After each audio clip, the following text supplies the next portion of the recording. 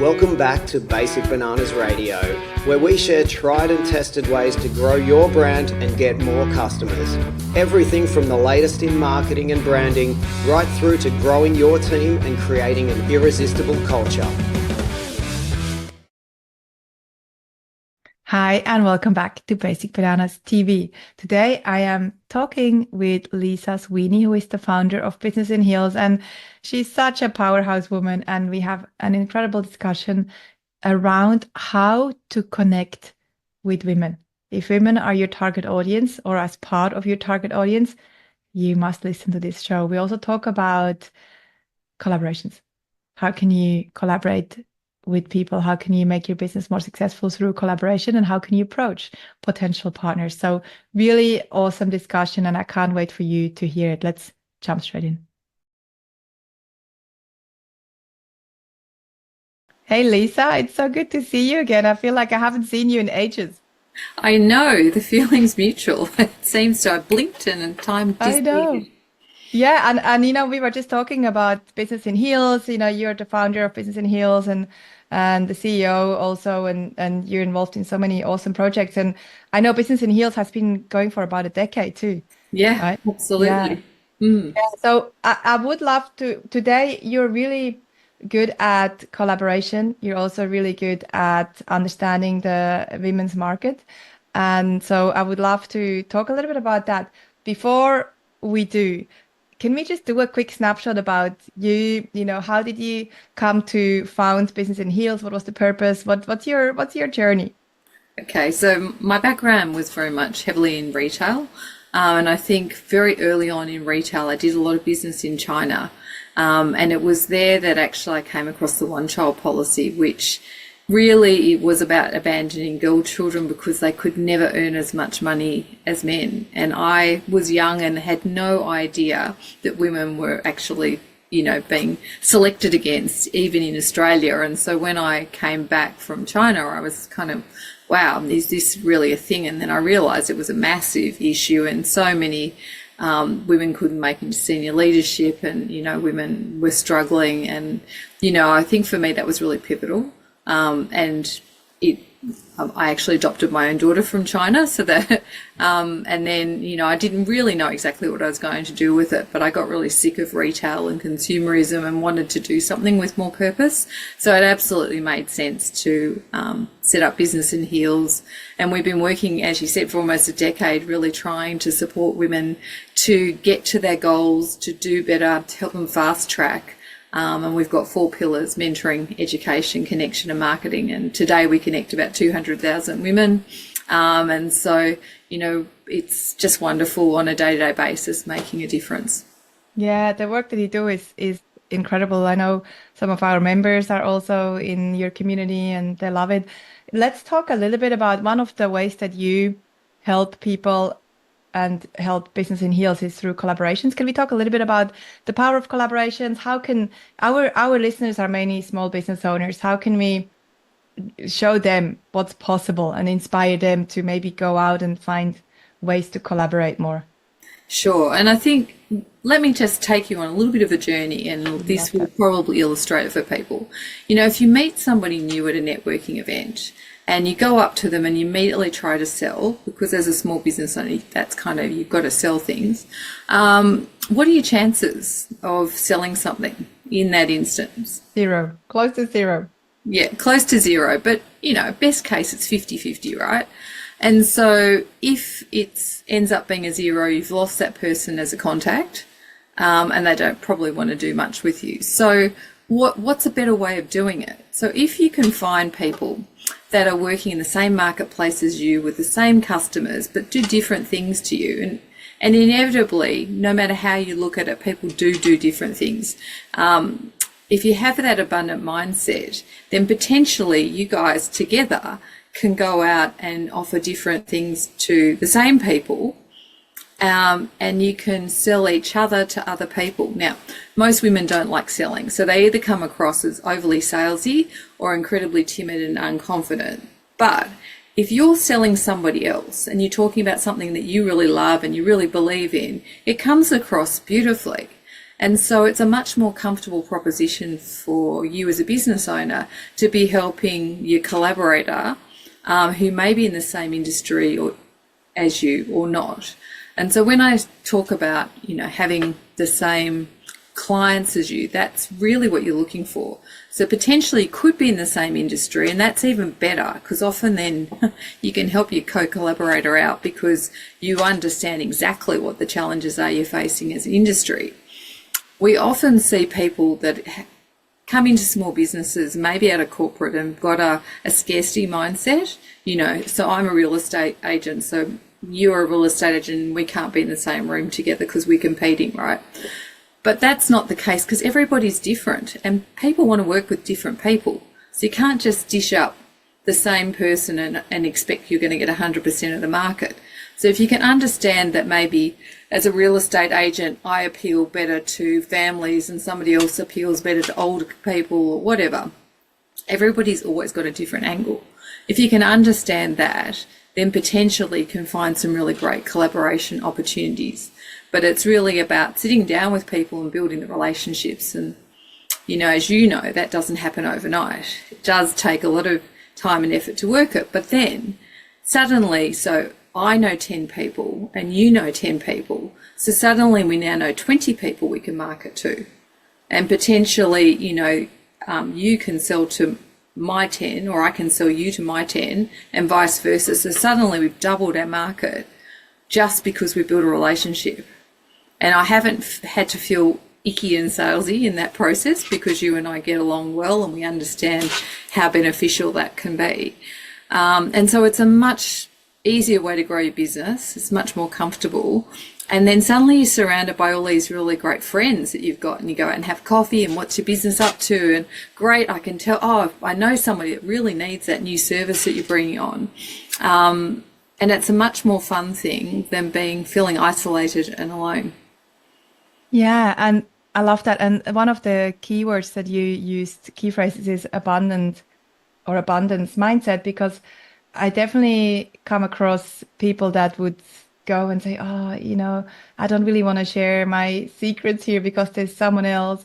And the most successful people, the most successful business owners that I have ever met are actually the ones that are abundant in their mindset. They're like, hey, there's enough for everyone. I'm happy to share whatever we've got.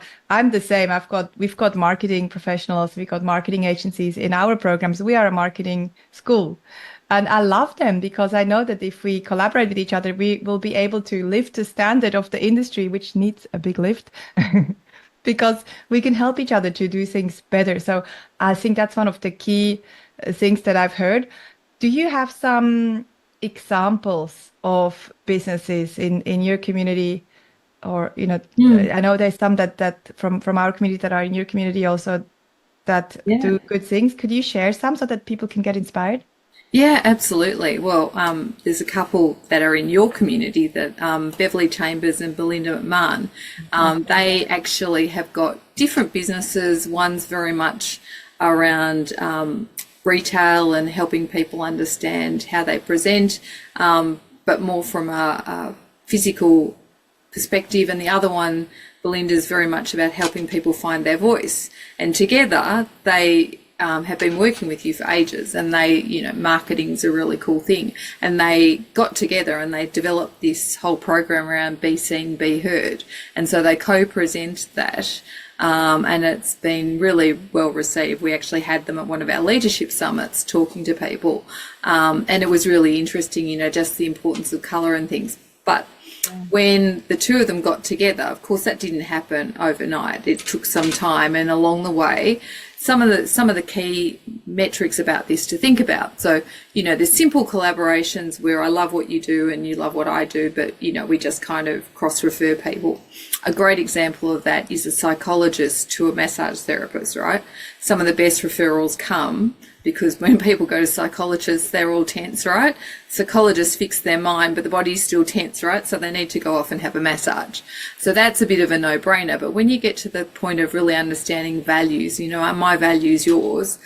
Because I'm going to cross-refer my clients, and so I don't want you defaulting on them, and it's really important to me that we've got common values. That takes a little bit more explanation and a bit more exploring to establish that, so that we both feel that in sharing our clients with one another, they're getting the best outcome, the same wonderful service that you would deliver to them, that I would deliver to them. And so we know at the end of it that the clients will be happy, because the last thing you want is a client coming back to you. So there's some of the things that you need to think about. So you don't necessarily sign up to be with somebody as a collaborator overnight.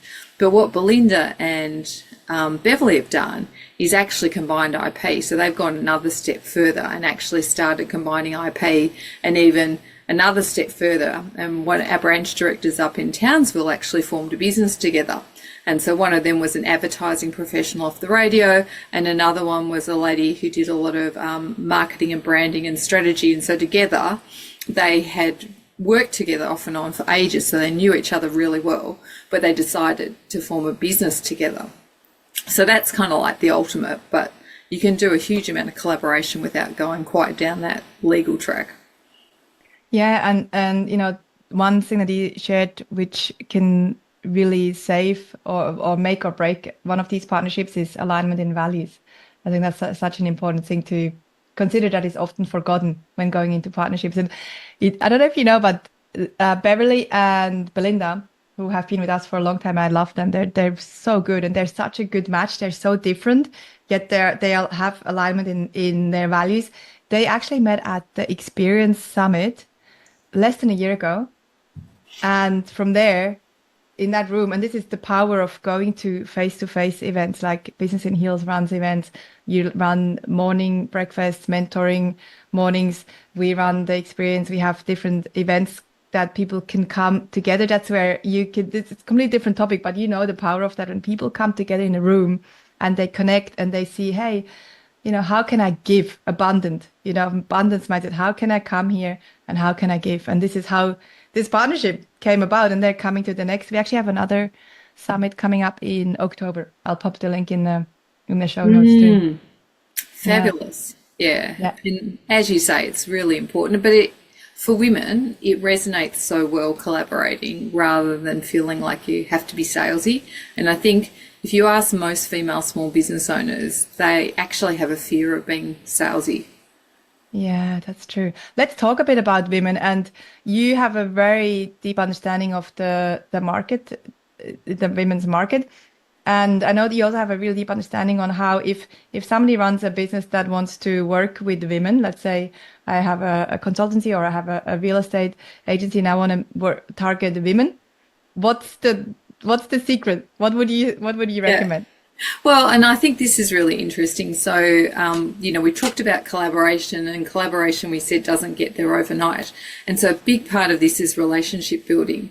And so women do not like to do business with people until they're really sure, right? So building the trust bridge takes some time. So you've got to get to know them. You need to give a little bit and do things with them to actually get to understand it. Whereas a lot of men actually like doing business and working on it together with their partner and building the relationship as they go along rather than. So it's like getting into bed on the first date. So men are okay with this and women are not. So if we park the first date. Great analogy. Yeah. Analogy for a minute. But, you see often at networking events and guys will immediately get the link of what's the potential is. And they're like, well, let's start something. Let's just do it. And we'll work on it as we go along, whereas women are sort of trying to see the outcome.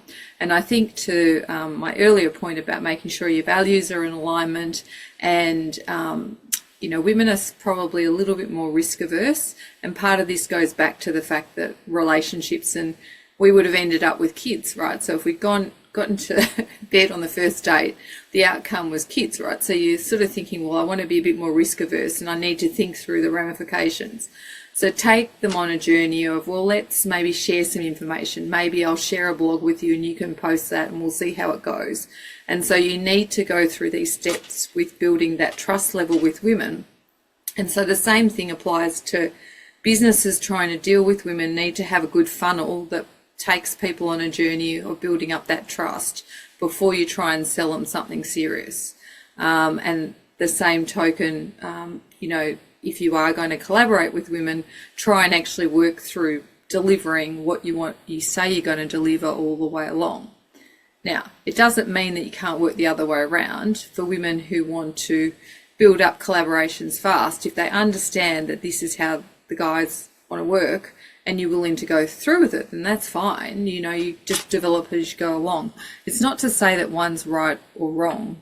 It's just that it's how comfortable you feel as you go along with it.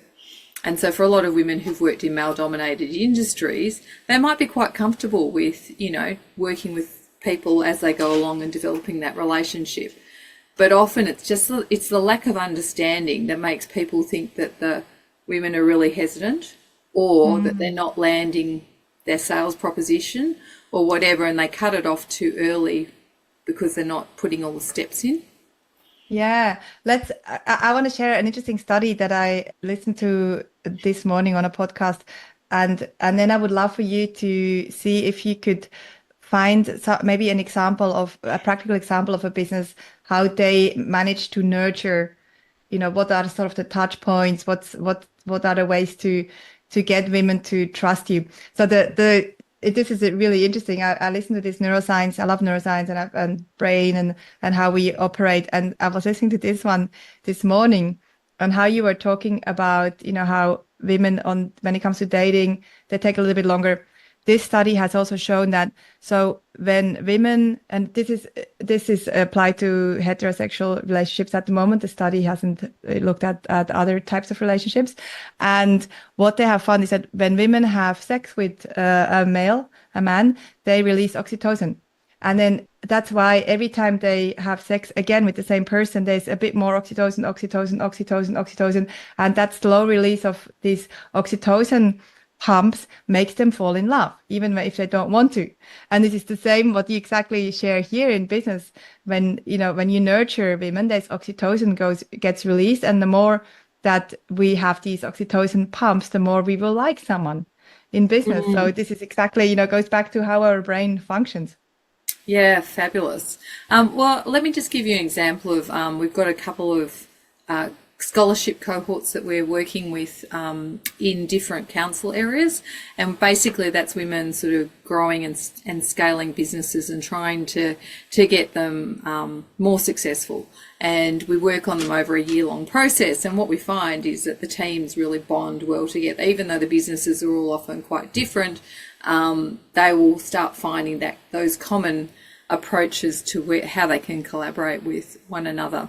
And one lady was trying to start off a gluten-free cooking business. So, and another lady had a whole, aromatherapy business. And so she had actually found a really cool market by going to a lot of the community events, which were for different ethnicities, so the Italian club and whatnot.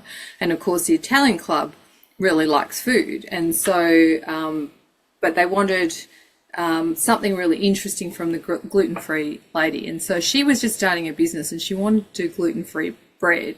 But we established with her that even if she made 100% of the time the bread that she was making in the oven she had, the most she could make was 20 grams worth of business. So we kept saying to her, you got to come up with a different something to make this business fly. And so through trying it out for the Italian club, she ended up making cannolis.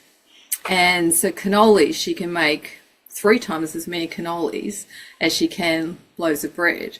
And by getting the other lady got her into the Italian club, and they allowed her to try a whole lot of different things. And so through that, she's actually ended up with now a really quite successful business. And then she got invited, because she's now doing all these cannolis, to some other events and dragged the other lady along to it, who then got a whole lot of extra business out of it too. So, just goes to show, and the gluten-free lady, just her business is Amazed Gluten-Free. She had never been to that sort of fair. So everybody in the group actually helped her out with what to take and how to take it and what to set up. And someone was making signs for her and stuff, which was really lovely. And I think that's, again, part of what helps people be successful, is having that team of cheer squad around you. Yeah. And I think maybe to wrap up, I feel like this is such a great message for our listeners, because some might be sitting there going like, oh, I wish I had a cheer squad, or I wish I had, even a business partner. I know that's a bigger decision, but I wish I would meet some people that maybe I could partner with, because, for some people, it is so much easier to have a partnership. For some, it's much harder. For some, it's so much easier. But either way, having that cheer squad can be so conducive to you growing and being happy and feeling supported. So anyone who is sitting there, where can they start? You already mentioned some examples, like there are associations, clubs, there's Business in Heels. What sort of, if somebody's sitting there thinking like, oh, I'm a bit alone, what can they do?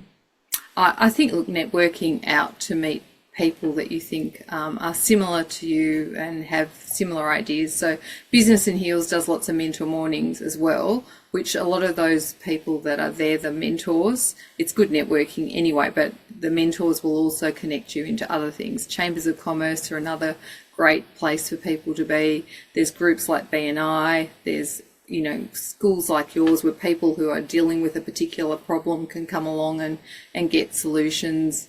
Part of it is just building that consistent relationship. So I think for people who are nervous about getting out, and a lot of people are, most people fear being judged a bit about networking. We have a free course online called How to Network with Confidence, and it's a really simple thing for people to work through, and might help you get out there. So the first step is you've got to get out there, and then you need to go to some of these places, and you need to turn up consistently, because this just doesn't happen overnight. Yeah, we'll pop that link to the course also in the show notes. So if anyone wants to go check that out, that's really awesome. Any final words, anything that we didn't discuss that you feel like you really want to share? Yeah, I think for small business owners, the market keeps changing, right? You need to think that your business plan's not set and forget. We talk to business owners all the time, and if I can encourage you to do one thing, is to do like a SWOT analysis at least every quarter. And when you do something like that, don't spend time on your strengths and weaknesses. Spend time looking at the opportunities that are in the marketplace and the possible threats, and then think how you can adapt your business to be essential for those opportunities or threats, because and what you're going to do if the threat eventuates, so that you can make the most of it, because the market's changed, it continues to change. It's not an easy market, but there's always opportunities, so you've really got to look at it.